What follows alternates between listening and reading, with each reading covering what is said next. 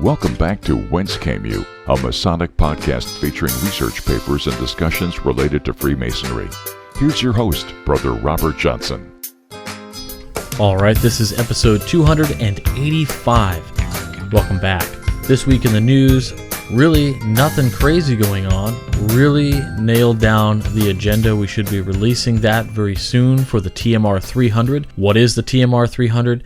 Head on over to wcypodcast.com, click on the 300-year celebration to find out more. In addition, you can go right to themasonicroundtable.com/300, and that'll get you all the information you need as well. It's the premier celebration for 300 years of Freemasonry in the United States. Be sure to check that out. This week in the program, we had every intention of having Fratero on the program talk about something really interesting, ego, and we couldn't get our schedules to align just right. So in place of that episode, we're going to proceed with the 10 for 10 this week, and next week we'll take a break from the 10 for 10 and we will have Fratero on the program. We'll be talking about ego, and the week after that, most likely we'll have another 10 for 10 followed by a break where we're going to talk with Brother John Ruark about astronomy or astrology. I'm not quite sure yet. We'll see. They sound the same, but they are two different things. That said, let's get right into this week's 10 for 10 with the sitting Worshipful Master from Pennsylvania, which is kind of a funny thing to say because Worshipful Masters in Pennsylvania don't really do any sitting. But here we go. Okay, everybody, we're back with 10 for 10, and this week we've got a special treat. We've got another sitting Worshipful Master, and we'll get right into it. So, brother, if you wouldn't mind giving us your name, your lodge number, and under whose jurisdiction you fall. My name is RJ Hughes. I am the Worshipful Master of Armstrong Lodge, number 239, under the Right Worshipful Grand Lodge of the most ancient and honorable fraternity of free and accepted Masons of Pennsylvania, and Masonic jurisdictions thereunto belonging. Very cool. Thanks so much for hopping on with us, RJ. Yeah, no problem. We'll just get right into our questions. So number one, what is, and again, your own thoughts, words, expressions, what is Freemasonry's greatest threat today? Our inability to let go of our baby boomer levels, put it that way. We've built up such an expectation that since the 50s, that our fraternity must be so big, must pull in so much money, must be so active, that has become the new norm. And I think we see that fading everywhere. So our biggest threat, is not being able to let go of that and to move on. Actually, I believe you had an article about this sort of reformation we're going through, where we're not dying, we're kind of reforming as a smaller group. We need to embrace that a lot more than we currently are. Sort of move into a mindset of quality over quantity and gauge our survival off of those type of metrics instead. All right, number two, what's your favorite thing about the way your lodge works? How I kind of frame this is that this could be something that your lodge does as a tradition. It could be something you do with your candidates, whatever you like. A favorite thing we do? Well, we have in our district, we have 9 lodges in our district, and this is obviously biased because I'm the master of my lodge, but I feel like when we need guys to step up, they do. Our lodge is fortunate enough to have a family of 10 or 11 guys. They're all in the same family, that are all members of our lodge, and usually when we put on an event, they are the ones anchoring it. But I joined in 2013, and since I've been there, I mean, for stated meetings, if we have less than 30, it's probably a rare occurrence. So we do step up. Another favorite thing of mine is that ritually we do take it very serious in our practice. We still have fun with it when we're putting it on, but we do practice twice a week. Sometimes that ends up being guys going down to lodge and just shooting the breeze. Most times, we go upstairs in the lodge room and work on a degree we got coming up, or if we got guys going through chairs and want to learn, we do provide those opportunities to anyone who wants to come down. I kind of liken it to office hours. We basically just open a lodge up for a couple hours, 2 nights a week, and if you want to come down and hang out, talk about whatever, that's fine. If you want to come down and work on your ritual, even better. So we're always improving as far as that is concerned. What do you think about appendant bodies? Are they good? Are they bad? Are they distracting? Or something else? What are your feelings? I was going to go with dilution, but I like distracting as well. I'm a member of chapter council and commandery, my local bodies. I'm also a Shriner. I have not joined Scottish Rite. I don't know much about it, but it's not something that I have the time nor the energy for right now. York Rite. So my lodge is very York Rite oriented. We do have a lot of guys who are in consistory, but my lodge seems to be the supporting lodge for our chapter, our council, and our commandery. A lot of our elective officers in those bodies come from my lodge, and that's just at this time. That's just how the rotation's been going. Okay. But it seems like a rite of passage that if you're Worshipful Master of Armstrong Lodge, you go on to be the most excellent high priest in our local chapter. Usually the next year or the year after that. That just seems to be how the rotation is going. I do get some fulfillment from York Rite. Unfortunately, our chapter and council meetings are the same night. We do them one right after the other, which doesn't leave much time for anything other than business and opening and closing rituals. And if you're not spending time studying that, I don't feel like you're garnering a whole lot. Shrine, I think, is more of a distraction personally. I've joined recently, haven't really delved into any of its ritual, its meaning, or its history even.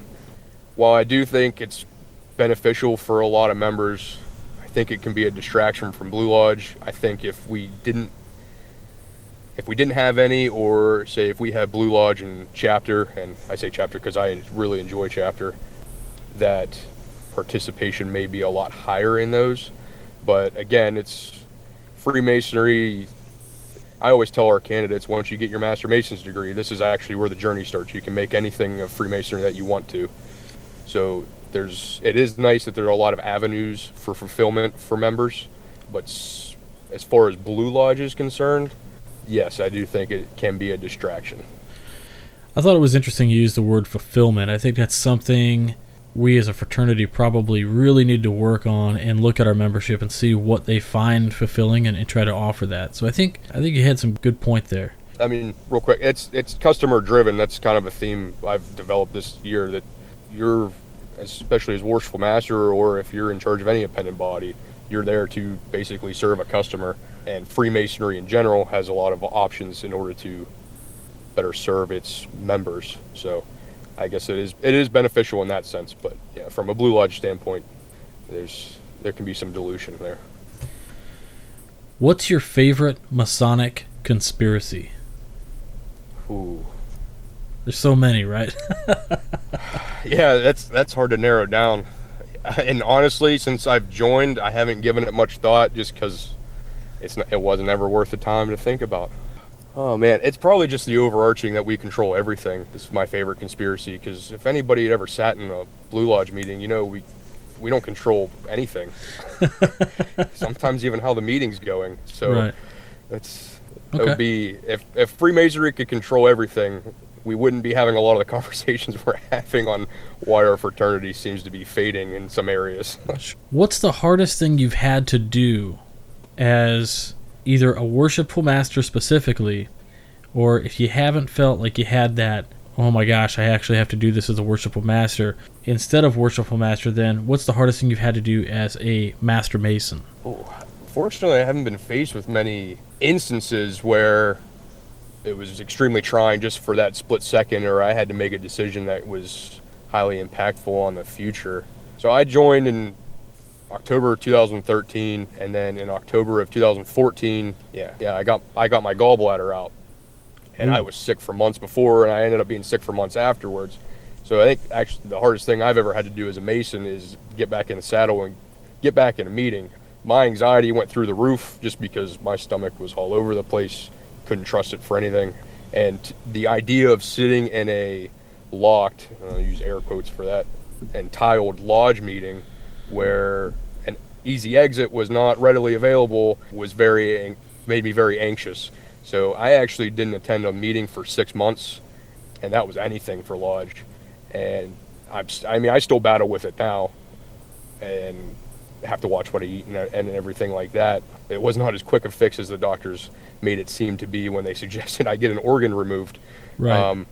So the hardest thing I've had to do is basically fight that anxiety, and the battle is getting easier and easier to win every time I walk into a lodge meeting where I realize I have control over it. And I think that fighting that battle even before I got into the East has helped me tremendously with confidence. I mean, I never had anxiety before all this started, and It's never awful. realized how gripping it could be. Yeah. And I mean, it's hard to explain to people who haven't gone through it, and I realize that now, that maybe people were explaining it to me in the past and it never clicked with me. But I mean, it's like you have no control, and going through that before, being Worshipful Master and having to fight all that off has boosted my confidence, and I think has allowed me to be a little bit of a better leader in the East. That's great, man. Thanks for opening up about that. Yeah, no problem. What do you want to change if there was something? What would you change about Freemasonry? Like, you got a magic genie lamp and you got one wish. It's got to be about the craft. What do you wish for? What do you change? Ooh. In general, maybe our ability to appeal to a younger generation just solely for the fact that it'll be our lifeblood moving forward. And I like to see, being a younger guy, I like to see younger guys in the fraternity. Actually, we have a guy who's going through right now. He's going to be getting his first degree at the end of this month, and he's 18.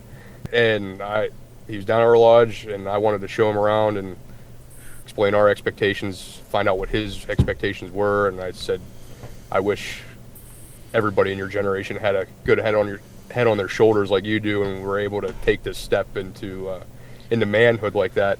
Freemasonry in general, I know it's so different everywhere. It's hard to put a finger on one thing I'd like to change than everybody be happy.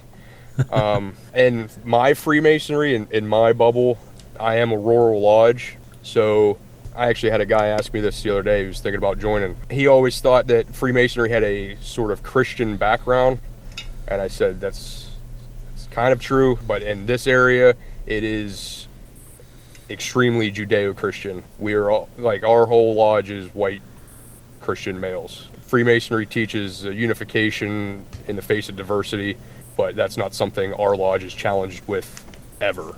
Introducing that into the mix, I don't know if that would solve any problems. Maybe it'd bring problems to light that you could solve.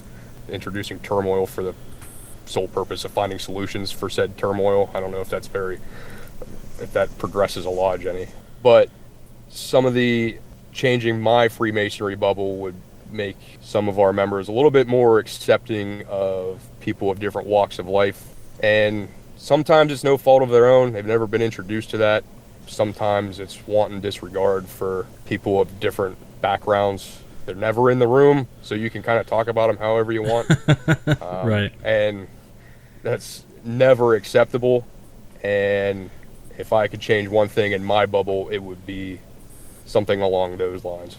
So, you might not have one, but maybe you do. If you do, let's hear about it. Your favorite famous Freemason, and why? Maybe somebody, a celebrity, or somebody you looked up to as a kid, you found out later that they were a Mason or a Shriner or something. Who's your favorite? Being that I'm a Pennsylvania Freemason, I'd have to say Arnold Palmer, even if that's just the only reason. I wasn't really aware of his Masonic affiliation prior to his passing, which was last year, but reading some of the tributes, he may not have been at every lodge meeting, but he was truly inspirational in his area, especially with his involvement. So if not, even if he was just a beacon of how you should act as a Mason, that's good enough in my eyes. You don't, to be a Mason, you don't have to go to the meetings. That's enact the principles outside, and especially if you're in the spotlight as much as somebody like he was, and can fulfill your Masonic obligations like that. I think that's... Yeah, I would agree. I think good. there's a lot of gentlemen that I know who have never been to lodge with me that are members of my lodge, that they send candidates and they're never there, but they'll sign their petition and send the candidate on down to the lodge. And who is this guy? He sent and the the candidates are always like, oh, he loves Freemasonry and he talks about it all the time, and he's been just a real pillar in our community, and I asked him about his ring, and next thing you know, here I am. So that is definitely possible. Yeah, we need those one-man recruitment centers out there, even if they aren't coming to the meetings. Next question is, in your own words, we tend to say things like Masonry makes good men better. We say that we teach allegories. We say that the goal of... I've even heard some guys say the purpose of Freemasonry is to make more Masons. But in your own words... Perpetuation. Yeah. In your own words, what is the goal of Freemasonry? And if you want to take it further, maybe, what's the goal of Freemasonry today? If you view it as different than it used to be. I think if I had to come up with my own propaganda tagline, it would be fraternal initiation into manhood. I think, especially in my generation, that an initiation experience is very few and far between, if it ever occurs. And I just had this conversation with somebody who's interested in joining the lodge. That initiation experience is something that's very, very lacking in today's society, and I think it's reading into it a little bit. It's very, very beneficial to the man, and as a fraternity, I think it's beneficial to everybody involved, being that you've all the Master Masons, being that you've all gone through this experience together. I mean, it's like the armed services in that respect, all going through a very similar experience, and then being involved with bringing candidates through that similar experience and supporting them through that journey.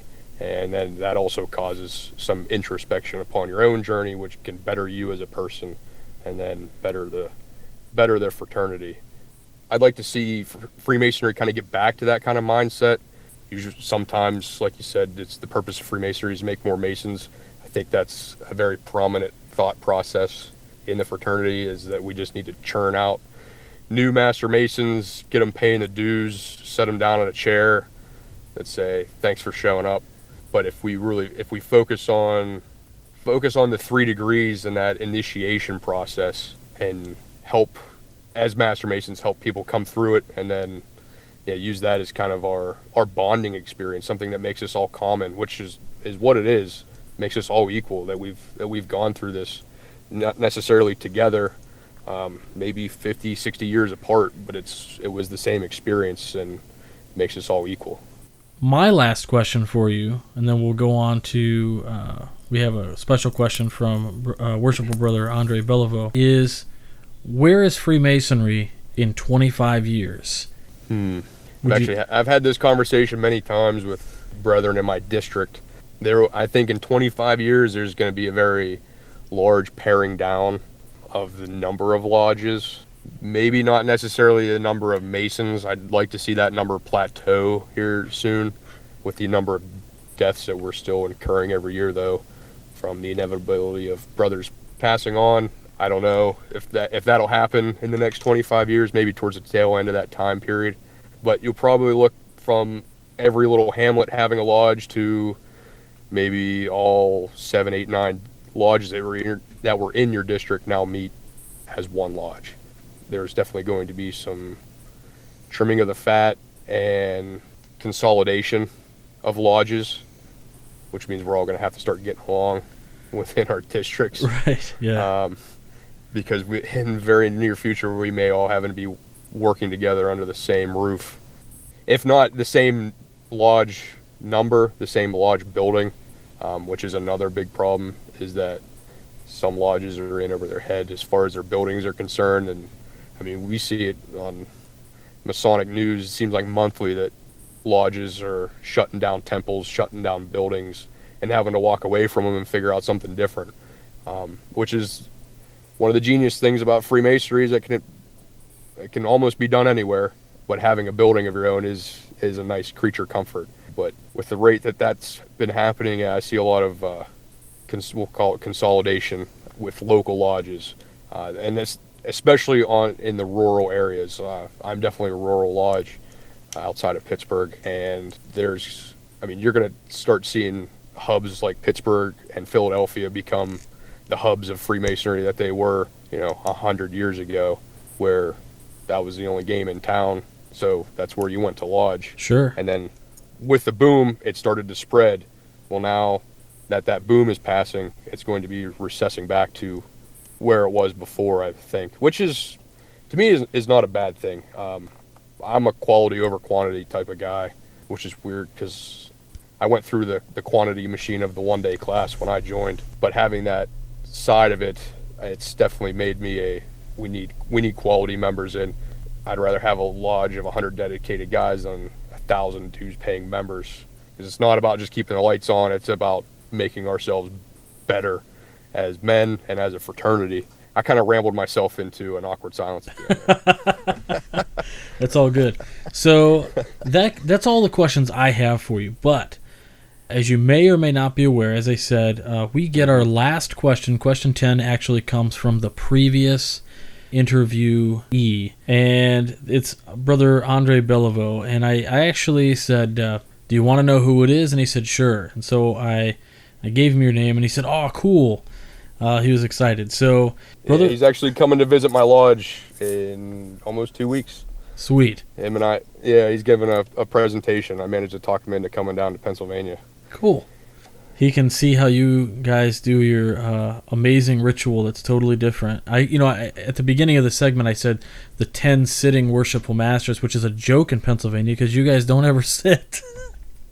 That's our, actually my lodge joke, our senior warden chair is absolutely falling apart. It's hard to even sit in, and our joke is that we leave that chair like that because you'll want to go from sitting in the west to standing in the east as quickly as possible.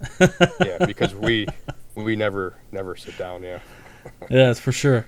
So his question for you is, everyone's journey in Masonry is different, and we learn valuable lessons along the way.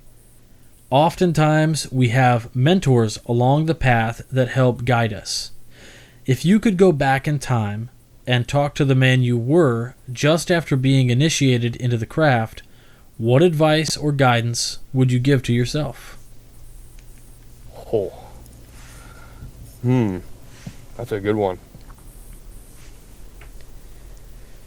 The first thing I'd probably tell myself is, you're never going to say no when presented with an opportunity, and that's okay.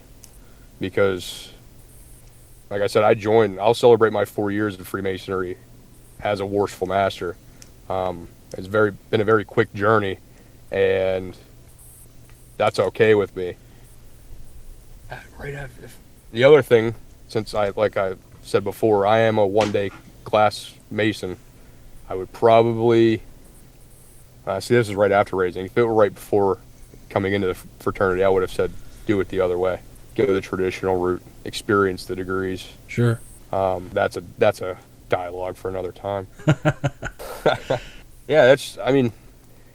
I've had the mindset this year as Worshipful Master when I was coming into it, because I was fortunate enough that last year when I sat Senior Warden, the Worshipful Master was going through his second time in the East. So he spent most of his year making sure I was prepared to do what I needed to do. Like the last 6 months of the year, I sort of ran the show where if I had ideas I wanted to present to the lodge, he said, go ahead.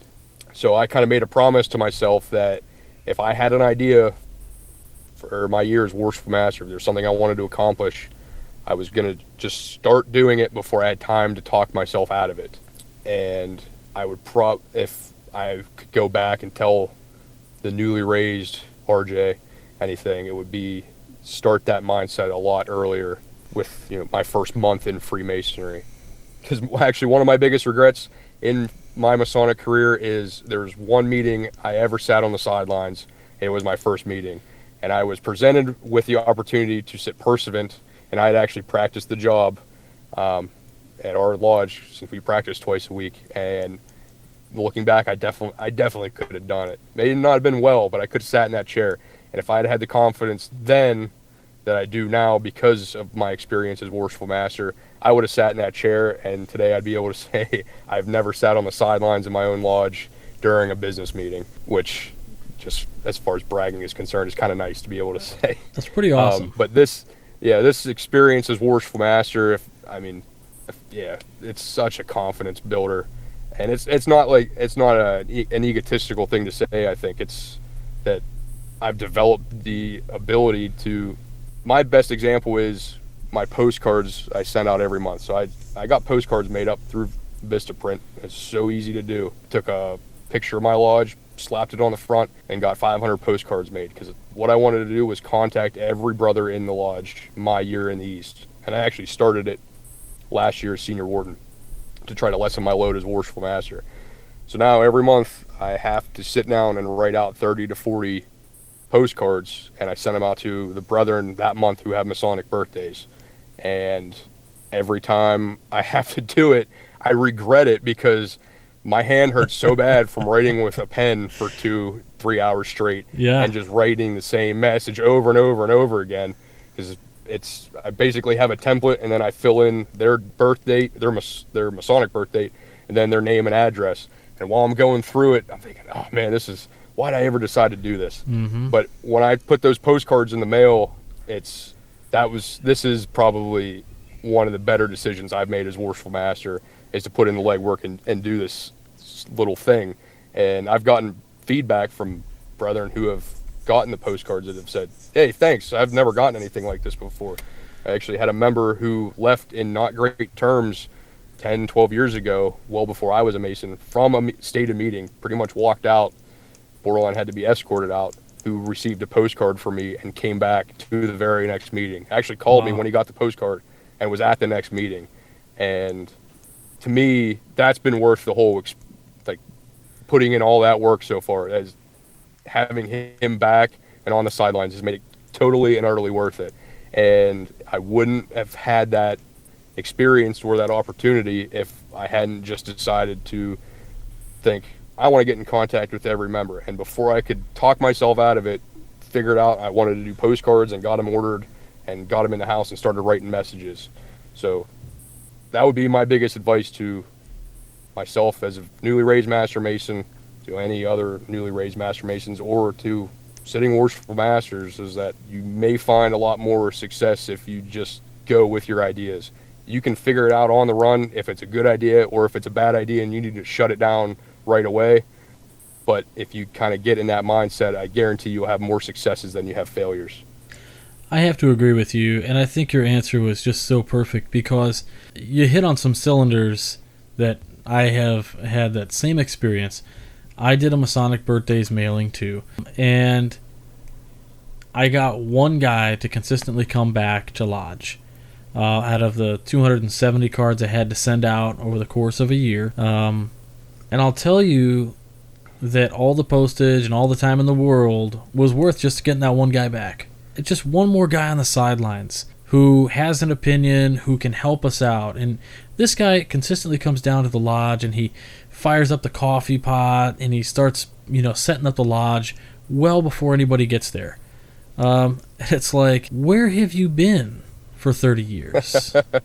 This guy, he's a 42-year Mason, and he just came out of the woodwork, and he came back to the lodge, and it's been so amazing to have him there. So it's been cool. And speaking of amazing, RJ, you've been amazing. I can't thank you enough for hopping on the show this evening and really giving us some great insights into not only your lodge and your personal Masonry, but Pennsylvania Masonry. My pleasure. Yeah. This has been just fantastic. Thanks so much. Thank you for the opportunity. I appreciate it. All right. I hope you really enjoyed that. Brother RJ Hughes, thank you so much for your time and giving us your perspective. It is invaluable. Next up, we've got a great segment with illustrious Brother Stephen L. Harrison with a Masonic Minute. Harley-Davidson motorcycles. They're big, fast, loud, American-made, and just plain cool. Owners of these machines, which are affectionately called hogs, like the Masons, share a certain level of fraternalism that ranges from the informal but near mandatory wave when passing on the highway to more well-defined bonds in their clubs. Members of the Harley Owners Group, notice the initials spell HOG, receive a magazine that actually contains a surprising number of useful articles among the myriad of ads for Harley merchandise. In this month's edition, I ran across an article entitled Harley Davidson and the Shriners. Among the collection of Harley-Davidson motorcycles it began stands a single Hollywood green and birch white 1958 FL model built as part of a run made exclusively for the Ancient Order of the Mystic Shrine. The bike's story, claims the article, is as unique as its appearance. It seems in 1958, a Harley-Davidson dealer made an uncommon request of the manufacturer. For the first time ever, a dealer ordered not just one bike, but a fleet of them, 11 in all. According to the article, members of the shrine amused themselves and their communities through various activities, but became famous for their fantastic and colorful street parades. In the late 1800s and early 1900s, it says, delighted crowds might see the Shriners leading an elephant or maybe astride a camel.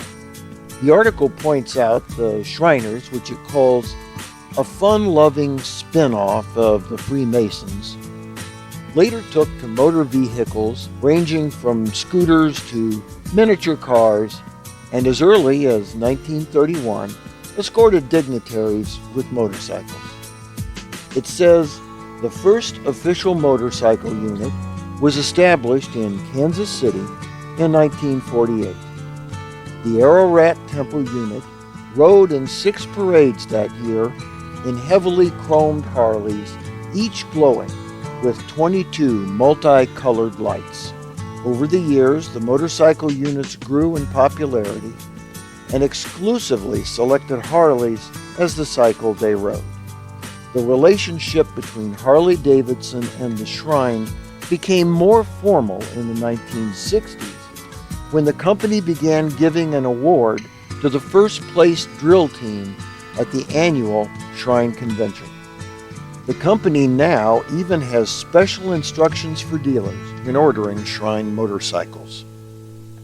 Although the motorcycle-mounted Shriners love riding, notes the article, their playfulness supports a more serious cause. Established in 1920, the Shriners Hospitals for Children are the main beneficiaries of the Shriners' philanthropy. The motor units and cycle corps ride in parades and sponsor events such as Ride for the Kids to raise money to help fund the 22 hospitals in North America. And those original Hollywood green and birch white 1958 FL bikes would be lost to history except for a clerical error. Upon receiving the order for that original fleet, Harley-Davidson built 12 hogs instead of the 11 ordered, and that extra bike is now the one that sits in the museum. For the Whence Came You podcast, this is Steve Harrison with the Masonic Minute.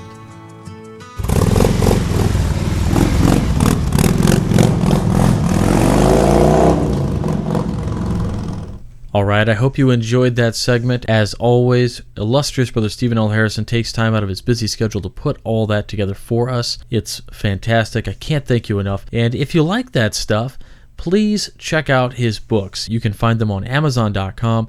And if you actually click on the link on our website, wcypodcast.com, you can click the bookstore and you will see links to all his books and many other friends of this show. It's a pretty fantastic resource. There's no link backs to us or anything. There's no kickbacks to the show from those links. Those are just hot links to those things. You know, we live in Chicago, so here in Chicago, there's no Amazon partnerships that are available, so those are just hot links to the books themselves. But if you do want to help support this show, please consider heading on over to the website, wcypodcast.com. Click on Support the Show, or hover over that rather. You can click Buy a Pin, which will take you to the store where you can buy a limited edition lapel pin, cufflinks, tie bar, or a money clip, whichever you prefer. The latter of those 4 items are actually limited quantity, and for the first time ever, we are actually going to have to start charging a little bit extra for that international shipping. We've been charging $2 to ship anywhere in the world for a long time, and the issue is that many times it costs $14 and $15 to ship a pin to different places in the world. So you can imagine that is cutting into the show's ability to pay for the bills. So for a long time we've been able to do that, and we're at a point now where we are going to have to start charging for the international shipping. So I hope you all understand. It'll be a flat rate for international shipping, probably $14 or $15, since that is the running average, whether it's going to the United Kingdom, Australia, Kosovo.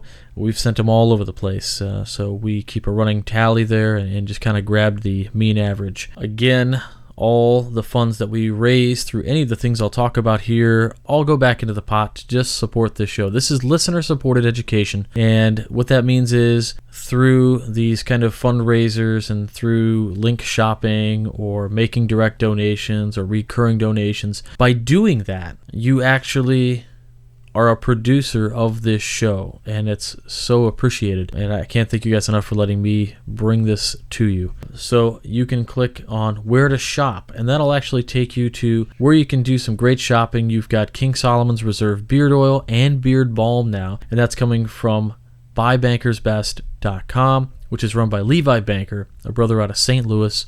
Rave reviews on all these things. It's really cool. The beard oil and the beard balm are really kind of interesting to me because we worked together to actually come up with a product that would have been used in the time of King Solomon. So the scents and the formula are very reminiscent of an original formula that you would have seen back in those days. It uses black fig and honey to give it a rich and luxurious scent. As we say, truly fit for our first Grand Master. Check out onit.com. So if you go to onit.com, better yet, go to wcypodcast.com and go through our links for support the show, and you'll see links to a few different products there from Onnit. What we want to do is have you click those links and go right through our links into Onnit, and then you can do your ordering and also use the promo code WCY. That'll give you 10% off. And why go through the links? Because that's how they know who sent you, and that's where they can give a little bit back to this show to help keep those lights on. Also, we've got the donate via PayPal. You can just make a direct donation, which is always great as well. And every once in a while people ask, well, what do you give back? You know, of course we provide this free program. We do wallpapers for every episode. We try to give out the papers that we read on the program with every episode if you get the app. Well, we've managed to do some really kind of cool side projects as well. We've remastered Manly P. Hall lectures. Those are available on our website, so you can find those lectures pretty much anywhere on YouTube, but they're not remastered by any means. What we've done there is, if you're a tech junkie and you kind of know what this means, I have actually taken, with the help of Brother Gerald Brown, 23 Manly P. Hall lectures, and they were in raw format. We digitally remastered them in 320 kbps dual channel stereo. It's a constant joint stereo too. So what does that mean? That's better than CD quality. The white noise has been knocked down nearly 95%, and Hall's voice carries like never before. It's a really fantastic thing to download. If you have ever listened to those in the past, that hissing white noise in the background can give you a real headache, actually. So we've removed it. And so we're hosting these for free. However, we ask that you please consider making a donation to either the Philosophical Research Society or the Cure Epilepsy Foundation or this show. So thank you. And again, just go to Remastered Manly P. Hall Lectures and click on the picture of Manly P. Hall. It's kind of a menacing picture of him there staring at you from the ether. If you click on that, it'll take you right to a Google Drive where you can download that for free. Our friends, of course, we've got the Midnight Freemasons. We want to make sure you're checking those guys out 3 times a week, Mondays, Wednesdays, and Fridays, with original content, always fresh, always cool. Sometimes we make you think, sometimes we make you laugh, but nevertheless, it is always a good read. The Masonic Roundtable, if you like Masonic podcasts like this one, please check out the Masonic Roundtable at theMasonicRoundtable.com, or you can just click the link right on our show page. Masonic Roundtable is like The View, but it's 4 or 5 guys talking about Freemasonry, instead of your day-to-day crazy topics that you would find on network television. And we are also the people responsible for the 300 years of Freemasonry celebration. I mentioned it in the beginning of the show, but let me just tell you what we have in store. June 23rd is a Friday. We're going to have early arrivals and registration. June 24th, it's a Saturday at the George Washington Masonic National Memorial. We rented out the Masonic Memorial for you. We're going to have some crazy cool stuff. Again, release the agenda very shortly. I've been working on it. I've had to solidify speakers, and I've had to keep things very quiet on the hush-hush, but I'll be releasing that agenda very shortly. Most likely on an episode of TMR, not this program. So you need to check that out first, and then we're going to put additional links to things on the website. You're going to want to check back at the MasonicRoundtable.com/300 to see updates to that schedule. And we've got hotel room blocked off for you, and the hotel rooms are about 11-minute walks from the actual memorial, so everything's kind of right there. It's going to be really cool. You'll be able to definitely check these things out. And with that, come back and listen to us next week when we've got Frater O on the program. We're going to talk about ego, the good, the bad, and the ugly, right? So, until then, stay on the level. For Whence Came You, I'm Robert Johnson.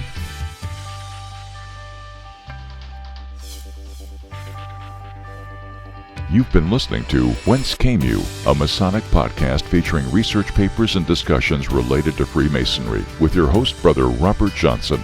Be sure to join us for our next edition.